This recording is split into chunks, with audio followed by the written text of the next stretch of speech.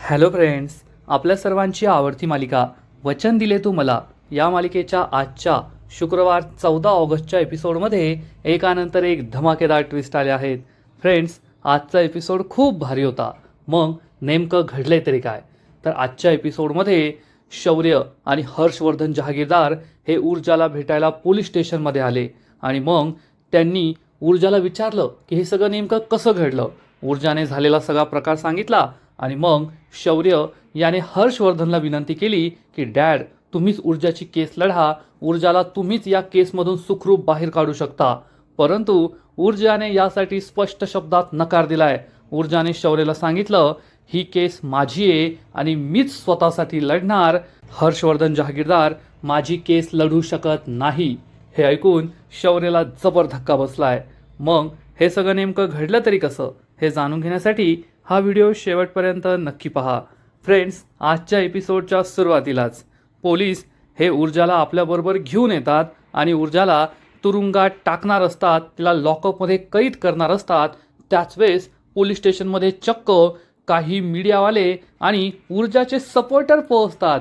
माझी मुलगी, माझा सन्मान, ऊर्जा शिंदे जिंदाबाद, ऊर्जा शिंदे आगे बढ़ो, हम तुम्हारे साथ है, अशा जोरजोरात घोषणा ते देत असतात. आणि पोलीस स्टेशनमध्ये एकच गोंधळाचं वातावरण होतं.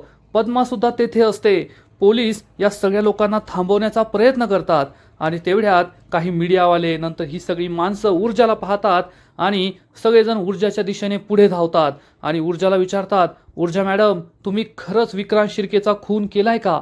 तुम्ही एवढं टोकाचं पाऊल का उचललं? तुम्ही असं का केलं? तेवढ्यात काही मुलं असतात, काही मुली असतात, ते ऊर्जाचा सपोर्ट करत असतात. त्यांच्या हातात आमची मुलगी, आमचा सन्मान असे बॅनर्स असतात आणि या सगळ्या मुली म्हणतात, Urja madam, we are proud of you, आम्हाला तुमचा अभिमान वाटतो. तुम्ही जे केलं ना ते अतिशय योग्य केलं. त्या विक्रांत शिर्केसारख्या नराधमाला फाशीच द्यायला पाहिजे होती आणि तुम्ही त्याचा खून करून अतिशय योग्य काम केलंय. आम्ही तुमच्या पाठीशी आहोत.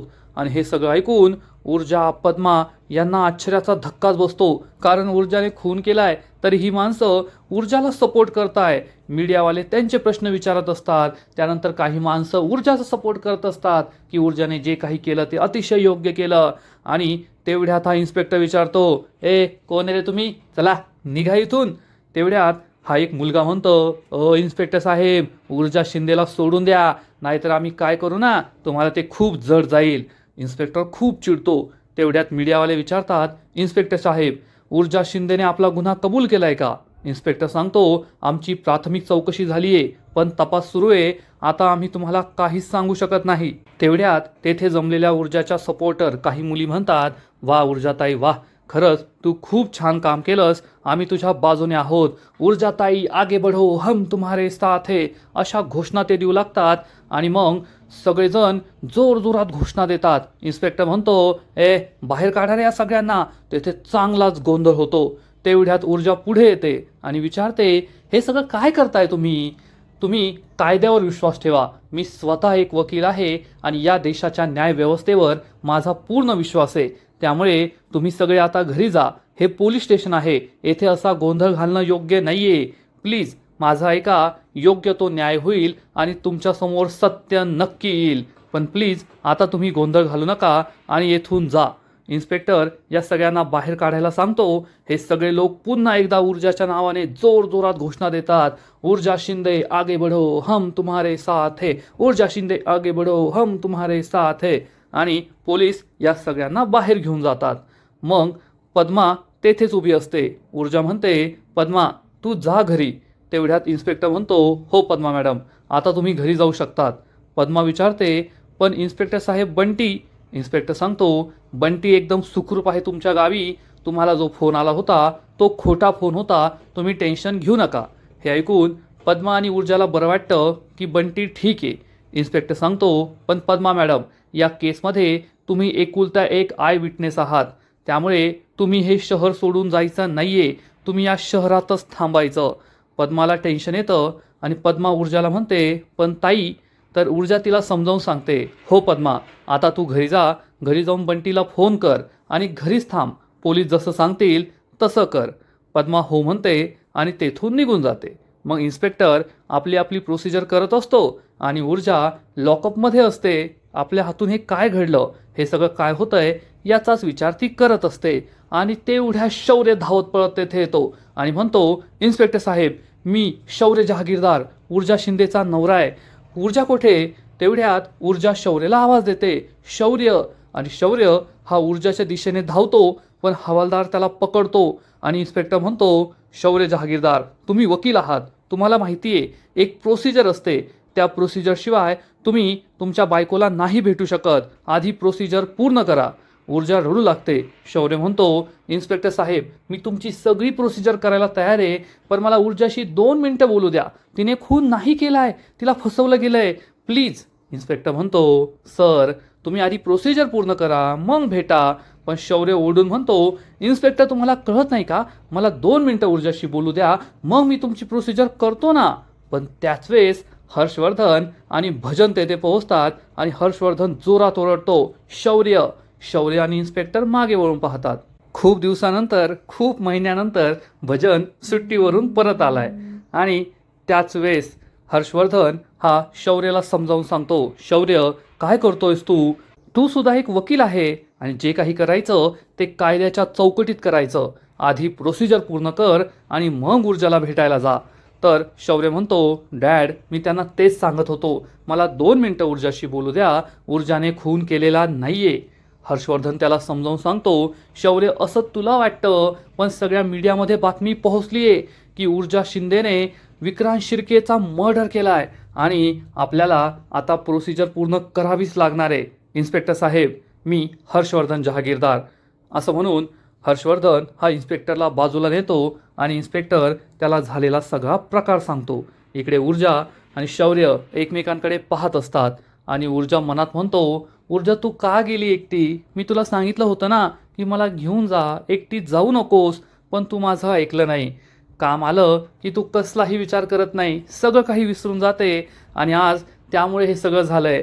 ऊर्जासुद्धा रडवेल्या डोळ्याने शौर्यकडे पाहत असते. शौर्यसुद्धा डोळ्यात पाणी आणून तिच्याकडे पाहत असतो. ऊर्जाला या अवस्थेत पाहून शौर्यला खूप वाईट वाटतं. ऊर्जासुद्धा शौर्यकडे प्रेमाने पाहत असते, परंतु आता या दोघांच्या हातात काही नसतं. तेव्हा शौर्य हा तेथेच उभा असतो. हर्षवर्धन इन्स्पेक्टरशी बोलून शौर्यजवळ येतो आणि म्हणतो, डॅड, ऊर्जाने काही केलेलं नाहीये, ऊर्जा निर्दोष आहे, ऊर्जा खून करूच शकत नाही. हर्षवर्धन ओरडून म्हणतो, असं तुला वाटतं शौर्य, पण आत्ता इन्स्पेक्टर साहेबांनी मला सांगितलंय की ऊर्जाने कबुली दिलीये की विक्रांतवर गोळी तिनेच चालवली होती. शौर्य म्हणतो, नाही डॅड, काहीतरी गैरसमज झालाय. ऊर्जाकडून गोळी चालली असेल, परंतु ती विक्रांतला नाही लागलेली. ऊर्जा कधीच कोणाचा खून करू शकत नाही. प्लीज डॅड, मला भेटू द्या ऊर्जाला, फक्त 2 मिनिट. तेव्हा हर्षवर्धन हा इन्स्पेक्टरला सांगतो, इन्स्पेक्टर साहेब, मी सुद्धा एक वकील आहे आणि मी तुम्हाला वचन देतो, या केसमध्ये कायद्याच्या चौकटीबाहेर आम्ही काहीच करणार नाही. आम्ही तुमची सगळी प्रोसिजर करायला तयार आहे, फक्त मला आणि माझ्या मुलाला ऊर्जाला भेटू द्या. इन्स्पेक्टर म्हणतो, ठीक आहे. आणि मग शौर्य हा ऊर्जाच्या दिशेने धावतो आणि विचारतो, ऊर्जा, हे सगळं कसं झालंस? तू ठीक आहे ना? ऊर्जा म्हणते, हो, मी ठीक आहे. शौर्य विचारतो, तू खून नाही करू शकत, मला माहिती आहे, माझा तुझ्यावर पूर्ण विश्वास आहे. ऊर्जा, सांग, हे सगळं कसं झालं? आणि ऊर्जा ढसाढसा रडू लागते. तेवढ्यात हर्षवर्धन तेथे येतो आणि म्हणतो, शौर्य, मला माहिती आहे की तुझी बायको ही तुरुंगात आहे, तुझं तिच्यावर खूप प्रेम आहे आणि कोणालाही आपल्या बायकोला अशा अवस्थेत पाहून दुःखच होईल, पण स्वतःला सावर. शौर्य हा ऊर्जाला म्हणतो, ऊर्जा, तू काळजी करू नको, तुझी केस मी स्वतः लढेल. तर हर्षवर्धन त्याला समजावून सांगतो, नाही शौर्य, तू ऊर्जाची केस लढू नकोस. हे ऐकून शौर्य आणि ऊर्जाला आश्चर्याचा धक्काच बसतो. शौर्य विचारतो, डॅड, हे काय बोलताय तुम्ही? हर्षवर्धन सांगतो, तुला चांगला सल्ला देतोय मी. परिस्थितीजन्य सगळे पुरावे हे ऊर्जाच्या विरोधात आहे आणि ऊर्जाला वाचवायचं असेल तर एखादा अनुभवी सिनियर वकील पाहावा लागेल. आणि तू खूप इमोशनल झालाय, सगळी मीडिया ॲक्टिव्ह झाली आहे. ऊर्जाने कोण्या साऱ्या व्यक्तीचा नाही तर आमदार शिर्केच्या मुलाचा खून केलाय, त्यामुळे मीडिया ट्रायल होणार, लोकांचं प्रेशर असेल. म्हणून मी सांगतोय, अशा वेळेस तू इमोशनल होऊन काही चुकीचा निर्णय घेऊ शकतो. त्यामुळे ही केस तू लढू नको, ही केस तू एखाद्या अनुभवी वकिलाला दे. हर्षवर्धन जाणून बुजून शौर्यला पुन्हा पुन्हा हेच सांगत असतो एखाद्या अनुभवी वकिलाला ही केस दे, अनुभवी वकिलाला केस दे, कारण त्याला स्वतःचं नाव रेकमेंड करायचं असतं. हर्षवर्धन शौर्यला समजावून सांगतो की ऊर्जाची केस 1 मिनिटही कोर्टात टिकणार नाही. एकतर तिने स्वतः स्टेटमेंट दिलंय की तिने विक्रांतवर गोळी चालवली आहे. पद्मा या केसची आय विटनेस आहे. पोलिसांना ते पिस्तूलसुद्धा सापडलंय. त्यामुळे आपल्याला खूप विचार करावा लागणार आहे. ऊर्जा, सांग काय घडलं, सगळं नीट सांग. आणि मग ऊर्जा झालेला सगळा प्रकार सांगते की जेव्हा पार्टी सुरू होती तेव्हा तिला पद्माचा कॉल आला. पद्माने तिला सांगितलं विक्रांत तिला धमक्या देतोय.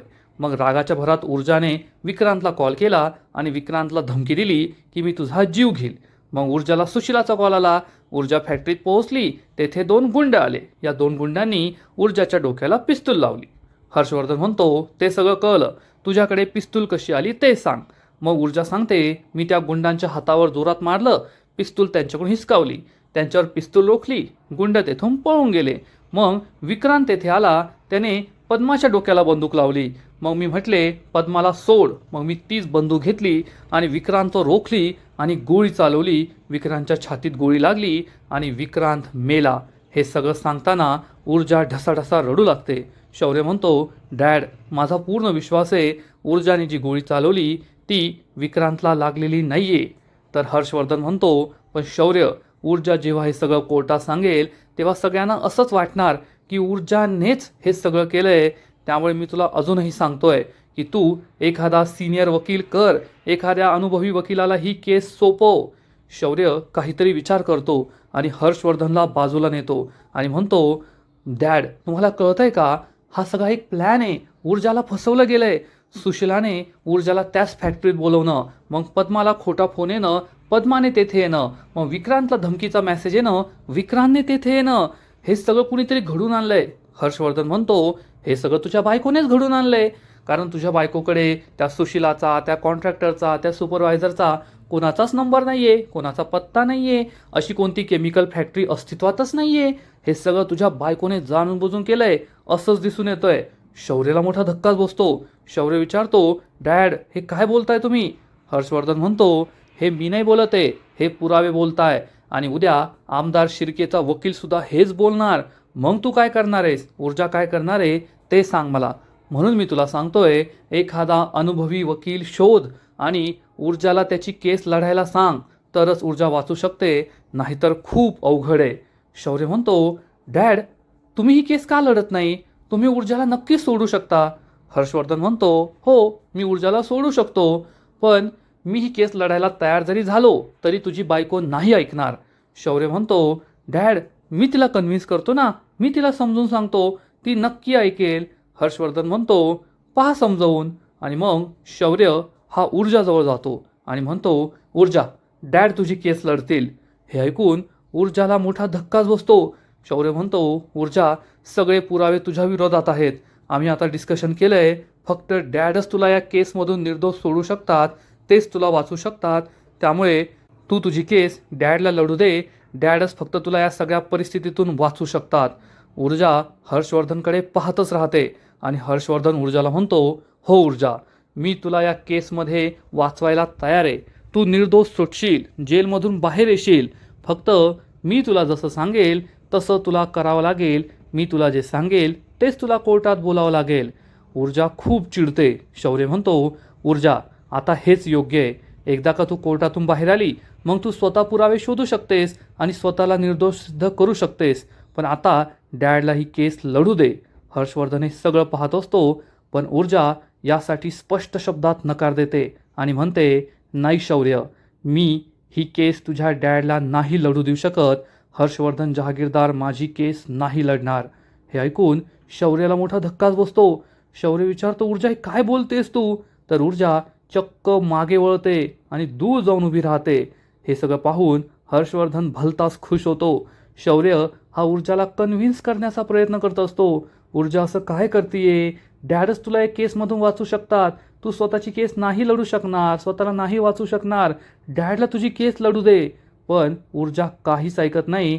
ती तोंड फिरून उभी राहते आणि हर्षवर्धन मनातल्या मनात विचार करतो ऊर्जा, मला माहीत होतं तू मला ही केस नाही लढू देणार, कारण तुला गर्व आहे.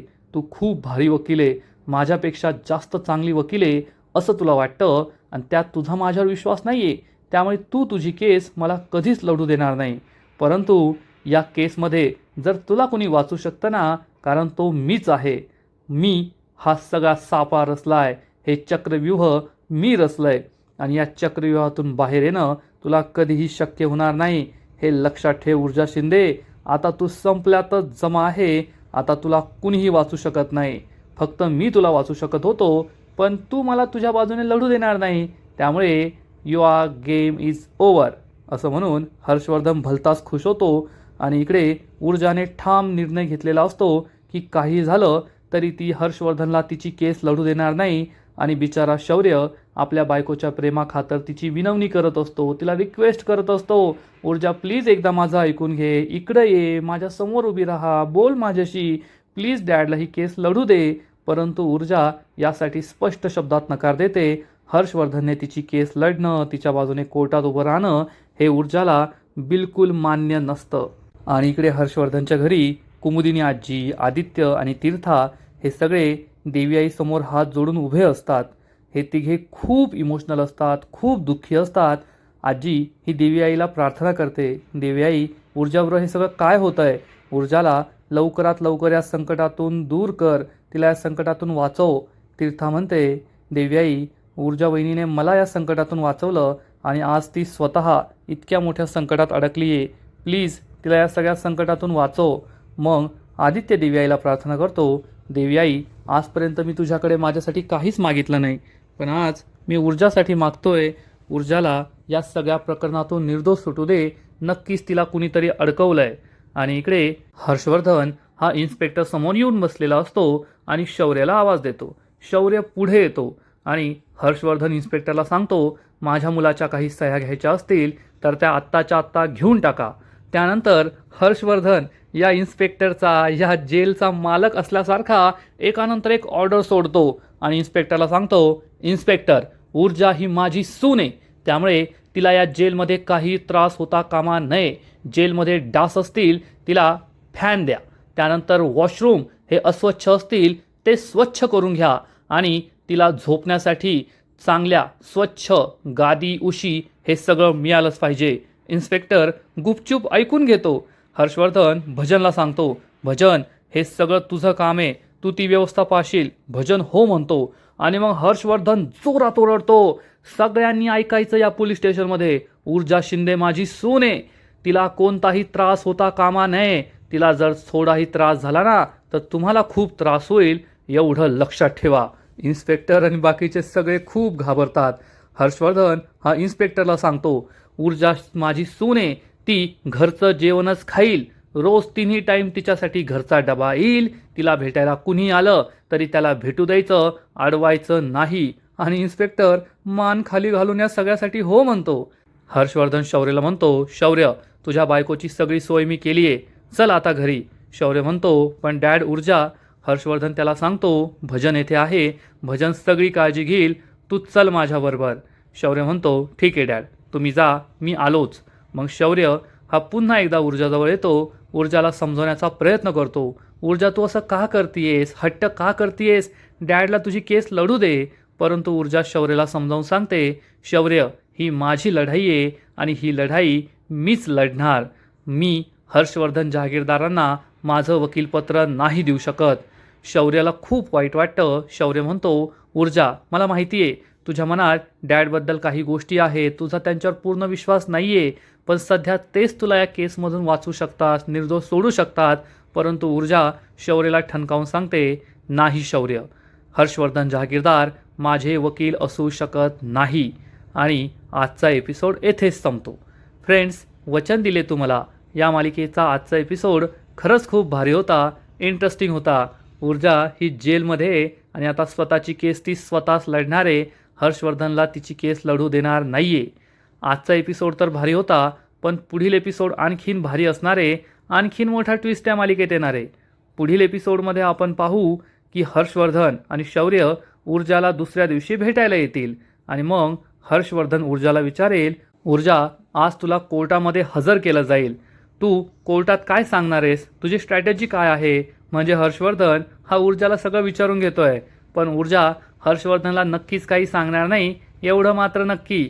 आणि मग खूप दिवसानंतर ऊर्जाला भेटायला तिची आई पूर्वा जेलमध्ये येणार आणि ती ऊर्जाला समजावून सांगेल, ऊर्जा, या केसमधून जर तुला कुणी सोडू शकत असेल तर ती तू स्वतः. तुझ्यापेक्षा चांगली केस दुसरं कुणीही लढू शकणार नाही, हर्षवर्धन जहागीरदार तर नाहीच नाही. हे ऐकून ऊर्जाला बळ येईल आणि मग थोड्या वेळानंतर ऊर्जा या केसमध्ये तिला कसं अडकवलं गेलं या सगळ्या गोष्टींचा विचार करत असेल आणि तेवढ्यात तिला एक गोष्ट लक्षात येणार. ऊर्जा खुश होऊन म्हणेल, हो, या केसमधील सगळ्यात महत्त्वाचा धागा सापडला. मग आता ऊर्जाला असं काय सापडलंय जे ऊर्जाला या जेलमधून बाहेर काढू शकतं, तिला निर्दोष सिद्ध करू शकतं, हे पाहणं इंटरेस्टिंग असेल. तर फ्रेंड्स, तुम्हाला सुद्धा आजचा एपिसोड आवडला का? नक्कीच कमेंट करून सांगा. आणि वचन दिले तू मला या मालिकेचे असेच नवीन नवीन एपिसोड, नवीन नवीन अपडेट सर्वात आधी पाहण्यासाठी व्हिडिओला लाईक करा, शेअर करा, चॅनलला सबस्क्राईब करून बेल आयकॉनवर क्लिक करा. म्हणजे या मालिकेचे नवीन नवीन एपिसोड तुम्हाला सर्वात आधी पाहायला मिळतील. खूप खूप खूप धन्यवाद.